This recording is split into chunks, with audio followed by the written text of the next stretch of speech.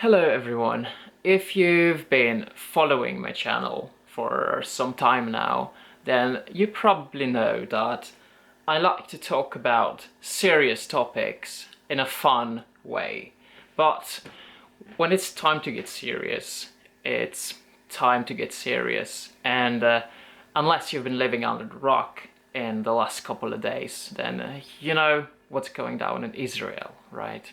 And recently I got a comment on my channel from someone who's in Israel right now, and I thought it would be appropriate if I say something, even though I am by no means an expert on this and I don't know everything about it either. I don't even think there is such a thing as an expert. I think if someone tells you they're an expert, that tells you more about their ego than their expertise. Life is too short to be an expert. Before I say anything else, I just wanted to let you know that if you're in Israel right now, if you are experiencing this war, let's call it a war at this point, if you're experiencing it, I just want you to know that I fully support you and what your country is experiencing right now. And I want you all to stay strong and somehow survive this shit. And I know it probably doesn't mean a lot when I'm not there. I'm not the one who's experiencing it, right? So it's easy for me to say that. But there's a lot of people all over the world who support you completely, 100%. I was prepared for the possibility that how things escalated, that it would have happened. You know, it would have happened eventually. I was surprised that it happened so late, to be honest. I was expecting it to happen a bit early. Not that I was looking forward to it by any means, but you know, with well, first of all, Russia and Ukraine, well, of course, Israel and Palestine, but also China and Taiwan. I think the world has been on edge for such a long time, you know, and it's like there's this need for release. And in cases like that, it's always a violent release, unfortunately. So I really don't like how the whole Israel versus Palestine conflict has been handled, both by the people and the media, and this sort of thinking like, oh, I'm Team A or Team B, and it's trivializing. It's trivializing of the actual issue that is going on, right? It reminds me, many years ago, you know, there used to be this film called Twilight, and people were, okay, not that many years ago, that was like, what, 1 decade ago, but there were people who were like either Team Edward or Team Jacob, and unfortunately I watched Twilight for the first time, I think 2 weeks ago. I was forced to do it. I felt like killing that person, and this feels just like it. You know, you're, oh, I'm for Pakistan, no, sorry, I'm for Palestine, I'm for Israel. And I think it's a bit more complicated than that, you know. I think it's admitted that both sides have done some things wrong, and that's the issue with human communication. Almost every conflict that exists, almost every war, has always to do with communication. And we as humans, we suck at it. So at this point, I fully support Israel because of what happened. But if you asked me before that, I wasn't pro-Israel or pro-Palestine. I was against people dying, against people killing each other. And I'm not a pacifist. Not in the sense that I want war, but I don't believe in peace. I don't think it's within human nature. We don't have the capacity or capability of achieving a world peace. We are deeply flawed as humans. Even though I acknowledge that there are also wonderful things about us, that we are capable of so much good, but we're also capable of evil.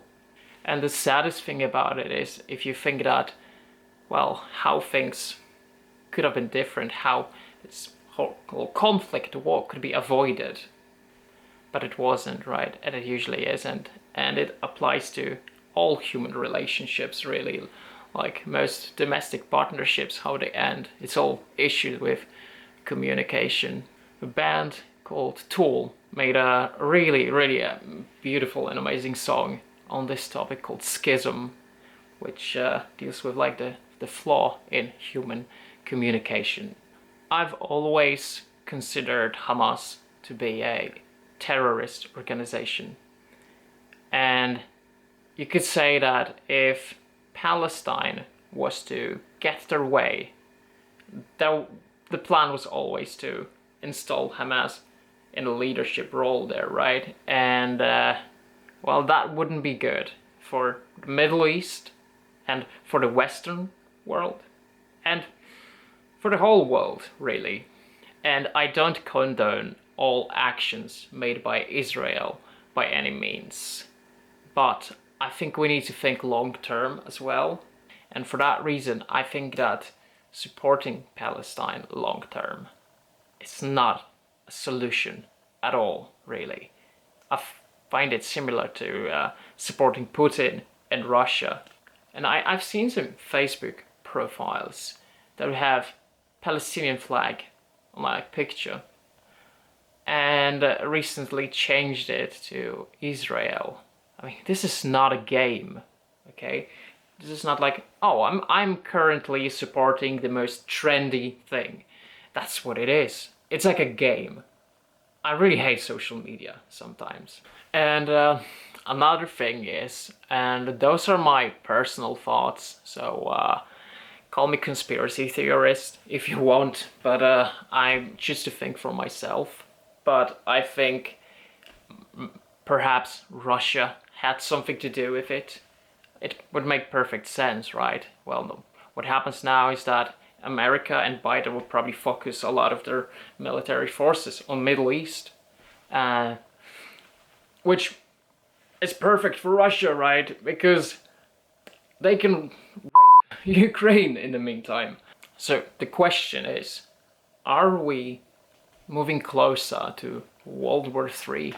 It certainly feels like it. And I've been theorizing it for a long time now, that both capitalism and socialism will fall. Something new will replace it. A completely new system. But it will most likely happen after something very tragic. And in case of, like, everyone will suffer, you know, like revolutions are never beautiful, they're nasty. You know, I find it weird that a lot of people at the moment are so anti-American. And, you know, out of all the powerful nations in this world, I'll take America over Russia or China any day of the week. At the end of the day, you know, America is not bad, even though there's a lot of issues with your country. There's a lot of issues I have with your country if you're an American. But whether you like America or not, America is necessary. And, you know, I definitely see a rise in authoritarian power in the world. You know, there's autocracy that is running quite rampant. And I think of Trump as a wannabe autocrat, right? He is a wannabe autocrat. He wants to have the same type of power as Putin or Xi Jinping. And sure, you might say that Trump has done a lot of good for America. I agree with that, and I support some of his policies even.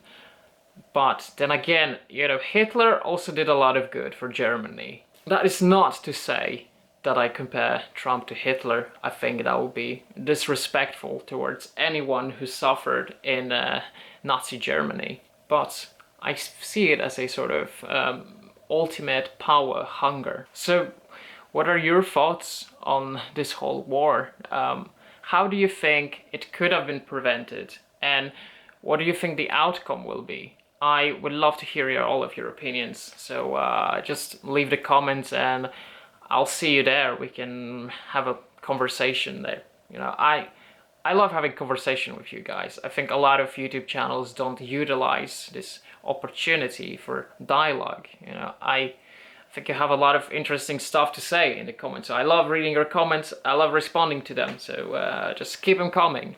And I'll see you very soon. Ciao.